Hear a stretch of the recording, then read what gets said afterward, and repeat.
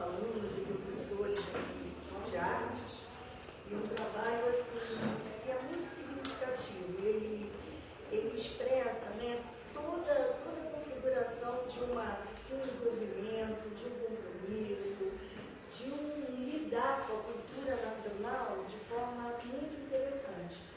Tem professores de arte, tem Márcia, tem Gilda, Sandra chegou agora, que também podem, se acharem conveniente, falar um pouquinho no decorrer das imagens, né, da projeção. Então, nós queríamos iniciar hoje à noite com esse DVD. Ela viria e ela já estava preparada para isso, e esse mês ela teve uma agenda, ainda está tendo, uma agenda muito complicada. Ela ontem, essa semana toda, ela esteve em Goiânia, chegou hoje 2h da tarde.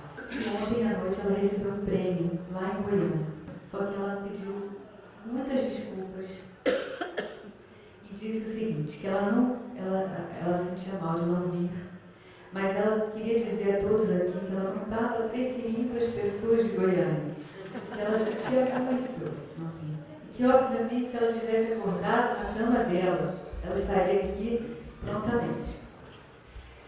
Eu tentei deixar uma imagem dela sorrindo, para quem não conhece.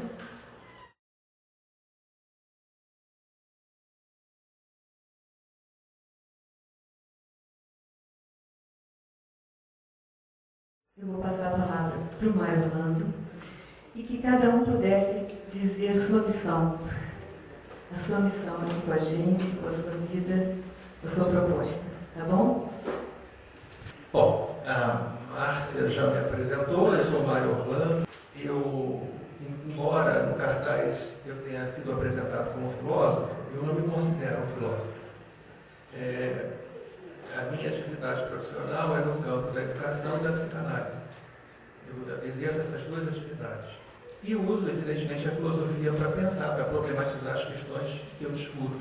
Mas eu não me considero um filósofo. Então, isso foi um elogio que eu recebi, mas não corresponde muito à minha realidade. Agradeço o elogio. Bom, eu pensei em trazer algumas questões para cá, mas eu estava justamente esperando ver o que vocês iam apresentar, né? Eu vi esse filmezinho e vou tentar, então, adequar as questões que eu trouxe, né, por onde eu ando pensando, ao que vocês apresentaram aqui, de modo a, digamos, me adequar ao ambiente, que, aliás, é um tema que eu vou trazer aqui. Bom, ultimamente, eu tenho pesquisado, nos últimos 4 anos, a relação da psicanálise com a educação, para pensar o mal-estar na escola. Nesse trabalho, eu utilizo a abordagem que o Foucault faz a respeito das sociedades disciplinares, das sociedades de controle. Tento contextualizar a escola nesses contextos, né, disciplinares de controle, e extraindo daí, então, uma das razões para o mal-estar atual na escola. O que seria esse mal-estar atual na escola? Seria, naquelas escolas que seguem o padrão dominante, tradicional de educação, seriam as atuações que você vê das crianças e dos jovens, né? Os adoecimentos que acontecem dentro da escola, e que não são adoecimentos e que recebem um rótulo medicalizado, né? E são considerados patologias. Quando, na verdade, o que acontece é uma inadequação do ambiente àquelas pessoas que precisam, que têm necessidades para o seu desenvolvimento psíquico. Então, na verdade, eu procuro aproximar, nesse trabalho que eu fiz, né? Eu procuro aproximar a teoria winnicottiana do amadurecimento psíquico, desenvolvimento emocional, das instituições que eu considero que, de algum modo, reproduzem essa realidade primeira nossa, né? Essa primeira realidade nossa, nossa que eu digo como ser humano, é de uma intensa relação com a nossa mãe, né? Com a nossa mãe desde o útero. Essa relação é uma relação que nos constitui, para a criatividade e para a saúde, desde que essa relação atenda a alguns quesitos, né, digamos assim. Mas não são quesitos técnicos, são questões que fazem parte da nossa espécie. Então, por exemplo, quando um bebê nasce, ele tem a ilusão, e precisa ter essa ilusão, de que ele e a mãe são uma unidade. Nenhum de nós, quando foi bebê, se concebeu, ou se percebeu, ou se sentiu como uma individualidade, mas como uma unidade em relação à mãe, né? Essa mãe é o primeiro ambiente no qual nós iniciamos a nossa constituição psíquica e o nosso amadurecimento. Esse ambiente é um ambiente que depois vai se tornando mais complexo, né? E vai ganhando diâmetros maiores. Esse ambiente inicial é a mãe, depois o bebê precisa passar por uma desilusão, no sentido de que ele vai perceber a mãe não como alguém que faz com ele uma unidade, mas alguém que é uma pessoa, e a partir desse momento ele também vai se entender como uma unidade, aos poucos, né? Mas ele vai começando a se separar dessa ilusão, ele vai se constituindo como uma unidade, a família, as outras instâncias sociais e a escola. Daí, então, meu interesse em levar para pensar a educação, ao estar na escola, essa teoria. Porque eu pensei, bom, a escola é uma dessas instâncias, um desses ambientes pelo qual todos nós passamos, ou deveríamos passar, né? E é um ambiente que precisa se adequar às nossas necessidades, né? E então eu faço por aí, por esse viés, uma crítica ao modelo dominante de educação que inverte essa equação, né? É a criança, é o jovem, é o professor que precisa se adequar ao ambiente. E nesse aspecto é que eu faço, então, uma relação com a sociedade disciplinar de controle. Por exemplo, hoje você tem uma grande quantidade de crianças e jovens sendo rotulados como doentes, adoecidos dentro da escola. Mas você não pensa quais são as responsabilidades desse ambiente para esse adoecimento. Claro que não é só a escola, nós vivemos uma sociedade muito complexa, né? Evidentemente que eu não estou reduzindo a questão à escola, eu estou apenas usando, digamos, me detendo no recorte da realidade social e a escola para poder problematizar essa questão. Mas evidentemente que a escola não é um fator único nessa história. Né? Mas tudo isso, tudo isso que eu estou falando, vocês poderiam perguntar, mas bom, o que isso tem a ver com a experiência estética com a arte na escola? Como eu tentei mostrar assim, muito sucintamente, né? A escola é uma instância onde ocorrem processos de subjetivação de crianças, de jovens e de adultos. E a pedagogia moderna, que tem seu início lá pelo século XV e XVI, né, da qual nós somos herdeiros, e claro, estou me referindo ao modelo dominante de educação. A gente tem exceções, talvez essa escola, pelo que eu vejo, seja uma das exceções nesse modelo dominante. Eu estou me referindo ao modelo dominante. Nesses processos, né, de subjetivação dentro dessa escola, ela tem uma forma de produzir subjetividade. Né? Então, a partir desse momento em que a pedagogia se constituiu nesse viés, ela criou a criança aluno, o adolescente aluno, o adulto professor. Então, essas categorias, elas têm uma história, elas não existiram desde sempre. Né? Bom, a partir desse momento, você vai ter o que alguns autores que seguem essa linha Foucaultiana de análise, uma criança colonizada, né? Uma criança que vai ser moldada por esses conhecimentos que são produzidos a partir de um ambiente que as vigia e que as controla. Então, o que aconteceu aí? Na medida em que essas crianças passaram a ser objeto de uma pesquisa, de observação, criou-se um conhecimento sobre elas. Né? Se são mimadas, se aceitam, se são aliadas e tal. E esse conhecimento, ao mesmo tempo, serviu para dominá-las. Então, essa é a estratégia de saber poder, e o Foucault aponta, nas sociedades modernas, na criação de subjetividades dóceis e maleáveis àquilo que interessa retirar delas, ou produzir nelas. Então, como bem mostrou Foucault, o poder, na sua forma moderna, se exerce menos como um domínio da lei e cada vez em direção à norma. Do mesmo modo, este autor chamou a atenção para o fato de que o poder não reprime, não é negativo, mas positivo, pois ele constitui individualidade, foi o que a gente viu. Esse poder que é exercido sobre a criança-aluno, ele constitui a criança-aluno. Né? Ele não é um poder que suprime, né? Ele não é um poder que age pela lei, mas ele age confrontando as condutas em relação a uma norma, que vai ser cada vez mais reforçada. Né? Estamos, então, numa característica do que o Foucault chama de sociedade disciplinar. Essas sociedades, elas se baseiam em tecnologias disciplinares que estão presentes na escola até hoje.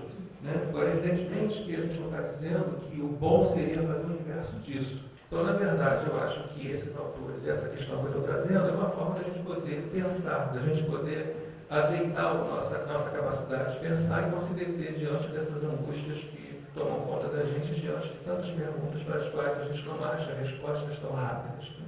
E tão rapidamente. Bom, o biopoder, então, vai se articular com a disciplina e ele vai se exercer sobre a vida, e não é sobre a vida considerada do ponto de vista moral. Né? O objeto do biopoder é o corpo como suporte dos processos biológicos. A biopolítica, ela se exerce por meio de tecnologias de regulação da vida, que vão permitir a emergência da medicalização da sociedade, como medicalização geral da existência, na convivência entre as tecnologias políticas do corpo e as tecnologias reguladoras da vida que sustentam atualmente a medicalização e a patologização da vida na escola. Neste cenário, então, que eu estou descrevendo, né, onde você tem a convivência de técnicas disciplinares com técnicas de controle, você tem corretivos que são utilizados hoje em dia, corretivos para os desvios de conduta, continua se utilizando corretivos para os desvios. Só que eles não se restringem mais ao que é do âmbito estritamente escolar. Quando eu li aquela citação do La Salle, ali não havia nenhuma menção à patologia, à doença. Havia menção a normas de conduta que deveriam ser seguidas.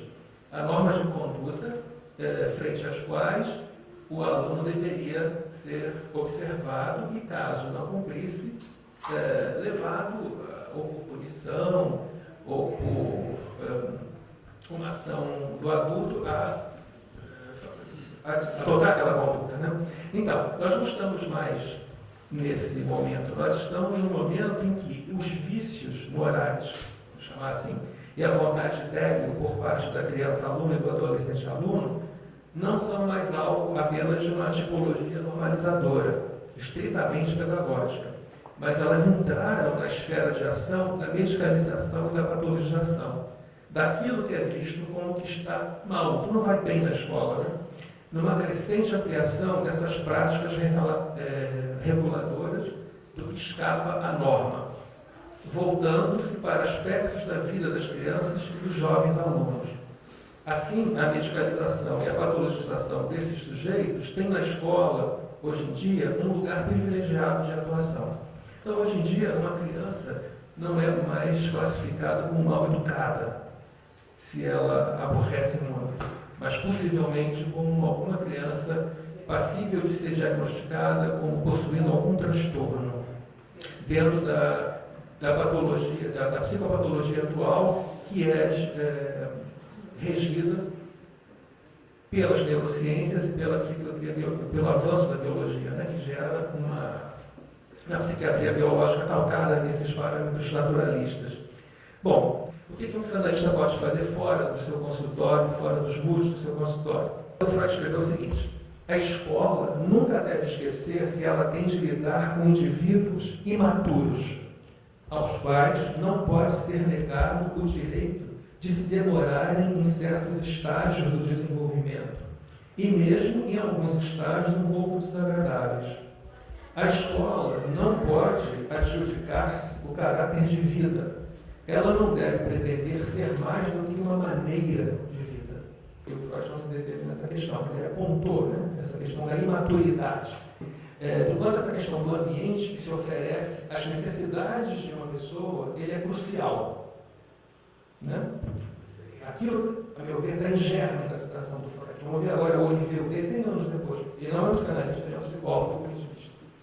Bom, ele vai dizer o seguinte: a sequência do desenvolvimento da inteligência, inclusive até a idade adulta, é marcada por erros, vieses perceptivos, defasagens inesperadas e aparentes regressões cognitivas.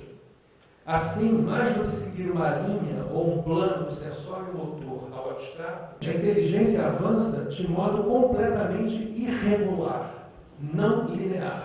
O cérebro do homem, além de seus mecanismos inatos, de sua enorme capacidade de aprendizagem, raciocínio e abstração, é uma espécie de floresta na qual as múltiplas competências do bebê, da criança e do adulto são possíveis em todo momento de se chocar, de competir, ao mesmo tempo em que se constroem. Daí os erros, os vieses, as defasagens inesperadas e assim por diante. Exatamente como na história das ciências, diz ele. Do que decorre a necessidade, para ser inteligente, de um mecanismo de bloqueio igualmente forte, a inibição. Esse mecanismo inibidor é um mecanismo que funciona do seguinte modo: para você atingir um estágio mais complexo de pensamento, de cognição, você precisa, às vezes, regredir para desativar um estágio que você construiu e que era necessário para você formular, né, um modo de compreensão da realidade. É nesse ponto que ele se opõe ao Piaget. Né? Porque o Piaget via isso como uma escada evolutiva, né, onde de um ponto você ia para o outro. E ele disse que não, pode haver regressão. Quando a gente ouve isso, a gente pensa nas consequências disso para a pedagogia tradicional, que pressupõe, né, que vai haver uma sequência, né, que a pessoa não pode regredir, não pode ter um recuo. O recuo é considerado um erro. E aqui o recuo não é considerado um erro. O recuo nessa questão não é considerado um erro, é considerado uma estratégia importante de inteligência, de produção de inteligência. Isso segundo o Huguet. Bom, então o que tem a ver isso tudo com a experiência estética? Veja bem, o Donald Winnicott, esse psicanalista inglês, que trouxe uma contribuição inestimável para a psicanálise, dentre outras, porque eu acho que ele é mais do que um psicanalista, ele é também um pensador, né, da sua época. Ele morreu em 1971. Ele vai mostrar que o nosso amadurecimento psíquico, né, ele é totalmente calcado numa relação sensorial.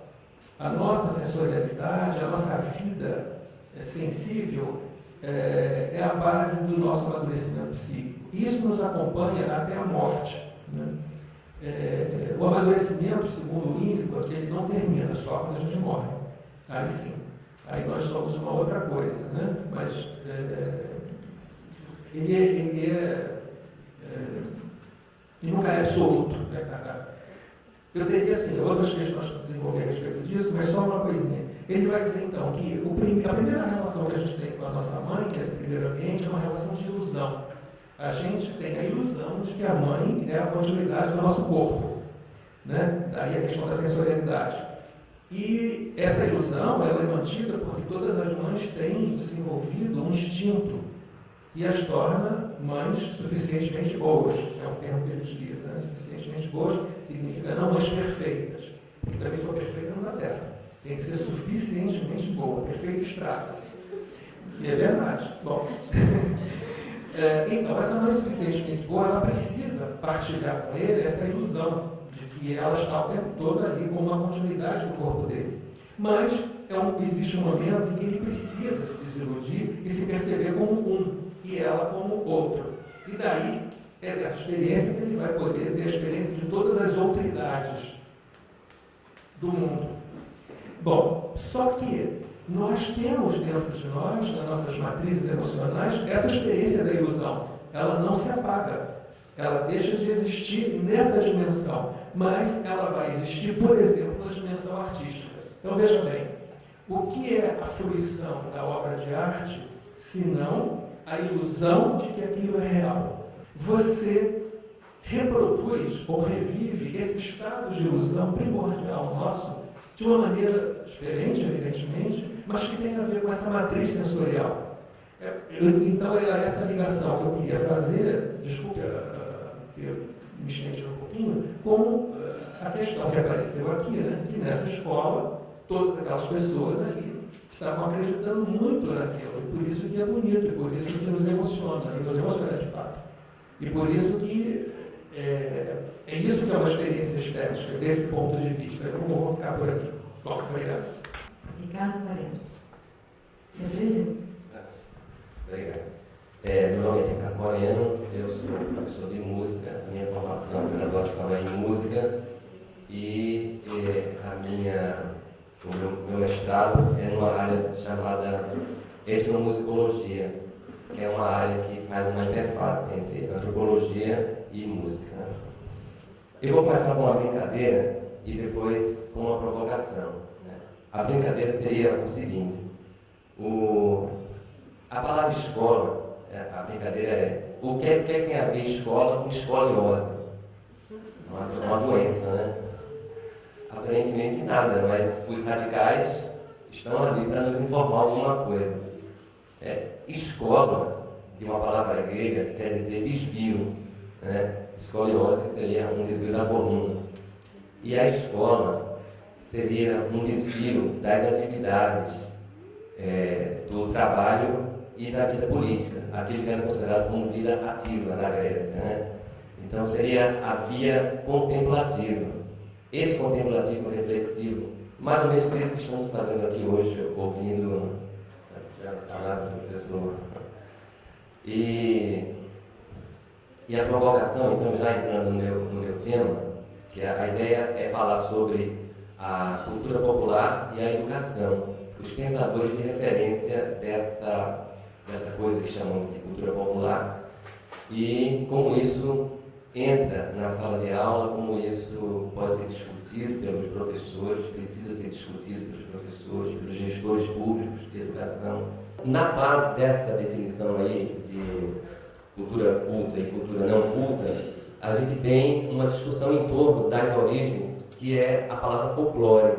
Isso é outra questão, assim, espinhosa, né? Há quem não use, né? Há pesquisadores da área que não usem esse termo folclore. Acho ele muito associado a uma pesquisa cujo foco é o passado, ou as ruínas, né? Ou como disseram alguns pesquisadores do início do século XX, sobrevivências. Né? Então, a ideia de sobrevivência remete inevitavelmente ao passado, aquilo que existia, que foi significativo no passado e que não é mais, né? A não ser como curiosidade, a não ser como usos que se possa fazer artísticos, ou, enfim, de várias ordens, né? Desde o século XVI, quando isso foi bem estudado pelo historiador Peter Burke, o inglês, ele estudou esse episódio na Europa de um modo geral, né, no momento do Renascimento, desenvolvimento da alfabetização, a imprensa já começando, e via-se ali as ruínas da cultura popular, porque, inclusive, essa era a intenção dos reformadores, tanto protestantes, já no século XVI e XVII, quanto da Contra-Reforma Católica, né? O disciplinamento, de novo, retornando à fala anterior, dessa cultura do povo que teimava em escapulir, não se adequava às normatizações cristãs, que era o eixo da sociedade europeia, naturalmente. Então, de certa forma, há uma relação ambivalente entre escola e alfabetização e cultura popular. É verdade também, como mostra Peter Burke, que o processo de alfabetização e disseminação da leitura gerou uma certa dinamização de certos âmbitos da cultura popular. Por exemplo, a literatura de cordel, que é uma literatura escrita, mas que guarda toda a atmosfera da oralidade. Né? Previu-se a extinção da cultura popular. Depois, globalização. Outro momento em que agora vai massificar tudo, agora vai ter tudo, vamos todos falar inglês. Né? Como diz a canção do Chico, meu cavalo falava inglês. Né? Então vamos todos falar inglês. Isso não aconteceu. Antes, pelo contrário, as pesquisas mais contemporâneas mostram que há uma coisa que eu chamei de renascimentos culturais no capitalismo tardio.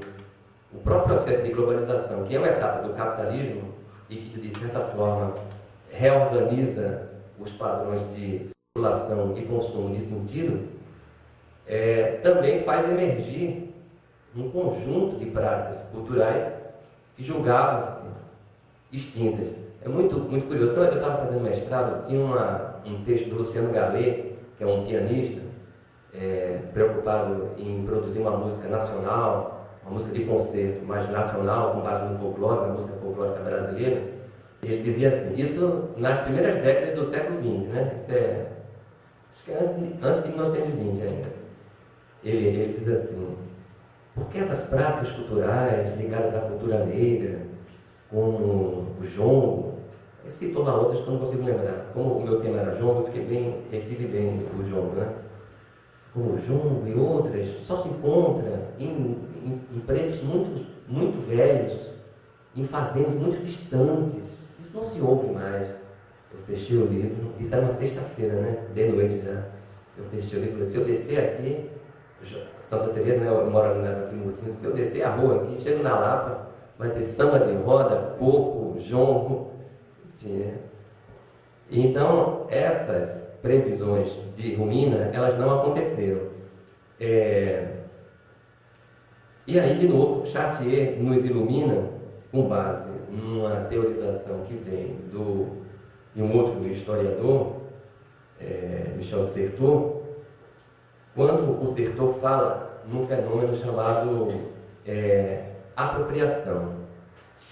Esse fenômeno é muito curioso, porque ele quer dizer assim, olha, a cultura popular, ela não está nos objetos, ela não está sequer nas classes subalternas. E como não? Não é a cultura das classes subalternas? Ele diz, não é isso não. A cultura popular está nas práticas. E a apropriação é uma forma de ressignificar coisas. Né? E aí eu destaquei aqui uma definição de cultura.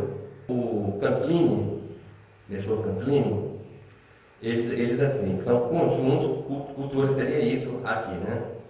Conjunto dos processos sociais de produção, circulação e consumo da significação da vida social. Então, como que são produzidos, como que circulam e como são consumidos, né? Nessa perspectiva do consumo, você tem a possibilidade de dar novos sentidos ao que o emissor mandou, né? Desde a década de 50, aqui na literatura, os famosos estudos de recepção. Né? Isso hoje está disseminado em vários campos do conhecimento. Então, há formas muito curiosas de relacionamento, por exemplo, de cultura popular, formas de consumo de massa, com formas populares de lidar com isso. Tem uma história muito interessante, contada por uma antropóloga, Rita Segato. Ela conta que ela estava fazendo uma pesquisa sobre o Xangô, lá em Pernambuco, né? Pernambuco é a minha terra. Xangô é o equivalente a macumba, ao candomblé. A gente chama de Xangô o culto geral, assim, né?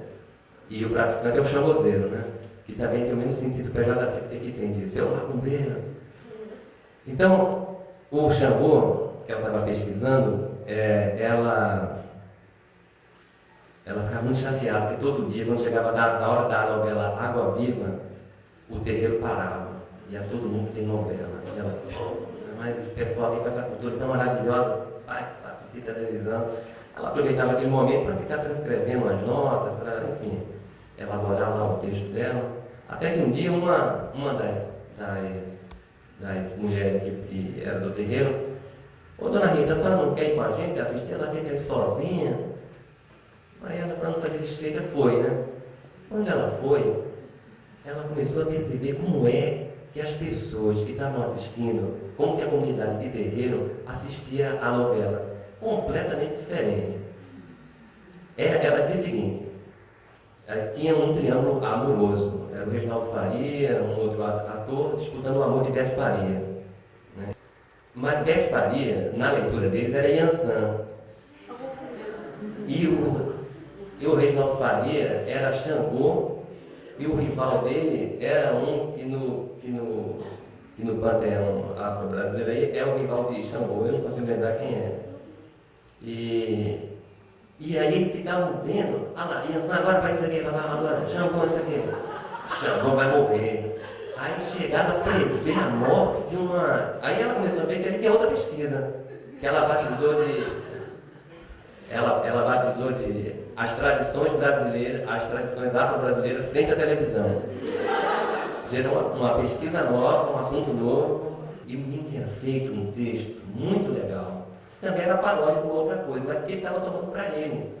E era uma afirmação muito interessante, né? E não deixaram. Eu falei, não, mas tem um contexto, o texto que ele fez é interessante, é uma afirmação de uma subjetividade altiva, né? Eu propus numa das escolas com que eu trabalho a utilização de um rap de Brasília, o Gog, um cara formidável, e ele chama Brasil com P. Você conhece isso, né? Brasil com P é uma coisa fantástica. Ele fala todas as palavras que ele fala é com P. Políticas públicas para pobres, preto, porrada. Tem aquela agressividade típica do rap. Uma mesma agressividade que esteve no jongo, que esteve no samba de roda, a mesma sensualidade, a mesma grosseria, né? Em certos momentos, né? Mas essa proposta, então, que o Chartier traz de não reificar a cultura popular, ela não está num tempo definido, ela não está circunscrita a um lugar definido, né? Ela está, sim, nas práticas. São as práticas culturais que vão evidenciar isso. Então, por exemplo, uma pesquisa ótima seria a dos palavrões dentro do conceito de carnavalização do Bakhtin. Fantástico isso. Por que os palavrões mais pesados eles se remetem geralmente ao que o Bakhtin chamou de baixo corpo, né? Ao ânus, à vagina, aqueles palavrões cabeludos, eles remetem, eu lembro em Pernambuco, na periferia onde eu nasci, tem muito palavrão falado em doença. É uma inversão, né? E o Bakhtin explica isso maravilhosamente bem. Só para contar mais um caso, já que o tempo está terminando, eu não quero cansar aqui. Então, a Mariana Chauí conta um caso da implantação de um projeto ultra, hiper, super moderno de educação na época do regime militar, início da década de 70, numa cidadezinha do Rio Grande do Norte, um lugar muito, muito pobre, nem eletrificação tinha, e foi escolhido, uma das razões foi o fato de ali ter se desenvolvido com muita força um programa de alfabetização comandado por Paulo Freire. E eles queriam mostrar que o deles era muito melhor, né? Tinha um convênio com a Universidade de Stanford, não sei o quê, uma coisa de louco. Tudo muito moderno, com satélite, né? O nome do negócio era SACI, era satélite, não sei o quê, né? Era um negócio moderno, né? Bom, só que eles desprezaram totalmente a cultura local e já que não tem nem cultura, né? Eles estavam operando ainda na definição de cultura antes desse conceito antropológico, né? Eles estavam assim, cultura é conhecimento de qualidade. Se não tem qualidade, não é cultura. Então, esse povinho aí não sabe nem escrever, não tem cultura, vamos levar a cultura para eles, é o que eles estão precisando. E levaram, né? Uma parafernália, o caminhão chegou lá com um negócio, baterias, super moderno. Porque era movido a bateria, então a bateria gasta, né? eles passavam o dia assistindo outras coisas, novela, jogo, qualquer coisa de interesse deles, né? Quando chegava na hora do Saci, que era a hora do programa que entrava lá, está entrando no... A leitura dele foi: esse povo é tão ignorante, eles não têm capacidade de estar num negócio de primeiro mundo, a tecnologia é moderníssima, e eles não conseguem fazer nada com isso. São os ruins, incapazes, né? E, na verdade, o que eles estavam fazendo é burlando aquele sistema. Aquele sistema era usando uma expressão do Pierre Bourdieu, que era uma violência simbólica sem tamanho, de que esteja atenta aos modos como essas subversões, né? essas práticas culturais, essas oralidades, como que elas estão circulando nos ambientes contemporâneos. Né? Eu encerro aqui, então, a minha fala. Obrigada. Para começar, muito obrigado pelo convite. Acho uma oportunidade ótima de ouvir essas falas e tentar acrescentar alguma coisa. Essa alguma coisa é uma reflexão a respeito do meu campo de atuação assim, mais visível, que é o de artista plástico. Eu, há uns 10 anos atrás, me meti na vida acadêmica e também passei a cultivar essa curiosidade intelectual que todos têm aqui, e para entender mesmo assim, a prática do artista perante a minha primeira profissão, a minha formação, que é de arquiteto. Comecei a dar aula em Santa Úrsula, ensinando a forma na arquitetura. E por questões lá da Santa Úrsula, acabei sendo designado para dar aula de História da Arte Contemporânea, e nisso acabei me envolvendo não só como espectador e participador, né, da cena da arte contemporânea, mas também como alguém que procura pensar a história e pensar a história à luz de alguma teoria. Em geral, artes plásticas, ela é vista, são imagens, evidentemente, mas são imagens sempre que são vistas através de conceitos. E isso eu acho muito interessante da arte.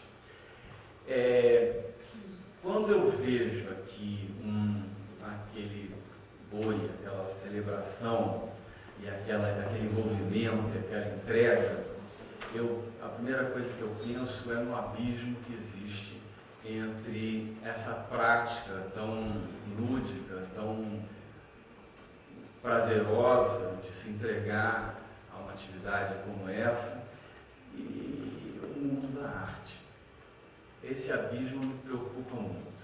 Eu vejo ali aquele cartaz, até meio engraçado, porque coisa do trem de adolescente, a gente estava começando antes, né, que só tem porrada. Boom, bowl, crash, pof, sock. Tudo numa linguagem do grafismo pop, né? Batman, essas coisas. E eu fico pensando, né, isso hoje em dia é aceito como arte. Quer dizer, a arte pop, ela prometeu entregar para a gente uma abolição dessa separação entre arte erudita e arte popular. Essa foi a promessa. Mas essa promessa não foi entregue. Essa promessa não está cumprida. Eu nunca vi um abismo tão grande entre o mundo da arte e o mundo da nossa arte, ou o mundo da arte de cada um. Porque entre esse mundo nosso, entre esse mundo da fruição e o mundo das artes plásticas, instalou-se alguma coisa que estamos chamando de mundo da arte, um sistema onde pessoas trabalham no sentido de construir um mundo absolutamente autônomo e que, por incrível que pareça, se nutre da noção de que essa autonomia significaria esse tipo de liberdade de entrega, quando na verdade a gente tem todo um sistema que trabalha para fazer com que essa autonomia, no fundo, gere um sistema muito lucrativo. Essa é uma questão que realmente me preocupa muito. Essa tensão que existe entre o que cada um pensa que é arte e um sistema que, ao final das contas, se conquistou ou constrói o direito de dizer o que é e o que não é arte. Isso é uma coisa que me deixa muito perplexo, eu acho que é uma grande perplexidade do nosso mundo atual. Verificar essa função da arte, que ao mesmo tempo nos promete uma coisa e ao mesmo tempo essa promessa nunca é entregue, porque é preciso que o sistema continue funcionando. Que nos causa perplexidade, mas ao mesmo tempo, por outro lado, ela mostra que a arte é alguma coisa que fala da própria arte e que por isso mesmo a gente consegue ver essa tal perplexidade. A imagem da esquerda é uma caveira da minha lista. O que ele fez aí? Ele se juntou com um grupo de investidores para criar a obra de arte contemporânea mais cara. Esse grupo de investidores disponibilizou 20 milhões de dólares para que ele comprasse diamantes e comprasse uma caveira e fizesse, não é ele que faz, naturalmente, contratasse algum ourives que incrustasse a caveira completamente com diamantes. Eu tenho certeza que é uma imagem que fascina todo mundo. A caveira me dá sempre a impressão de que ela está rindo, né? Gozando a cara da gente de uma situação como essa, né? Como é que esse fulaninho, né, agora vale 40 milhões de dólares, que é o preço cobrado da obra de arte. E a gente pode pensar, caramba, o que o cara está trabalhando aí? Ele está trabalhando aí. Chega num ponto curioso em que o Museu de Arte Moderna de Nova York, né, uma das principais instituições do mundo da arte, compra uma obra de arte, isso foi comprado, compra essa obra de arte e diz "fuck this museum", e está exposto no próprio museu. Bom, afinal de contas, o que quer dizer isso, cara? Bom, isso quer dizer, por um lado, que o museu ele está colaborando com essa ideia de que a arte ela traz uma liberdade, de que a arte é um campo de rebeldia e que esse campo de rebeldia ele precisa ser exatamente, porque senão, como ele falou muito bem ali, é preciso, né? São esses perigos que precisam ser neutralizados. A teoria de que a arte então é criação, sim, mas também temos a ideia de apropriação que a própria arte pop trouxe. Então não é mais a ideia de arte como criação já também precisa ser revista, não dá mais conta. Outra ideia de que a arte seria uma continuidade de tradição. Todas essas ideias, elas continuam vigindo de alguma maneira em algum canto, mas elas não dão mais conta de explicar o que dá o valor à arte. Isso é que é a questão. Então, se, por exemplo, a minha obra, quando começou a ser valorizada criticamente, foi em função de se perceber ali uma continuidade com a tradição do neoconcretismo carioca, especialmente os bichos de Lígia Clark. Então o artista já entra, né, ligado a uma tradição. Então isso é que daria o valor, por exemplo, ao trabalho como o meu, por exemplo, nesse caso. Mas também essa é uma teoria que elimina a outra possibilidade, que é, pera lá, mas então não se pode inventar novas tradições?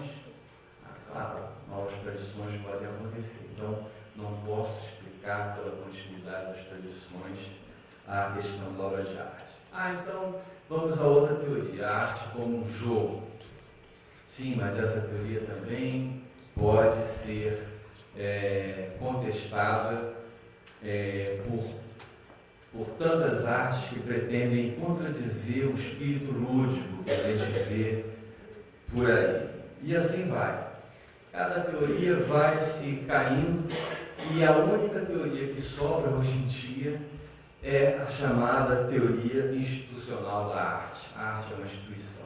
Transformou-se numa instituição e é isso que cria esse imenso vazio entre a atividade espontânea e uma atividade que se pretende ser algo que se apresenta a uma comunidade institucionalizada. Não se trata mais de fazer algo espontâneo, fazer algo criativo, mas fazer algo que possa ser apresentado a essa comunidade e que essa comunidade, então, dê o seu aval. Essa é a teoria institucional de arte. E nessa teoria, a gente acaba entendendo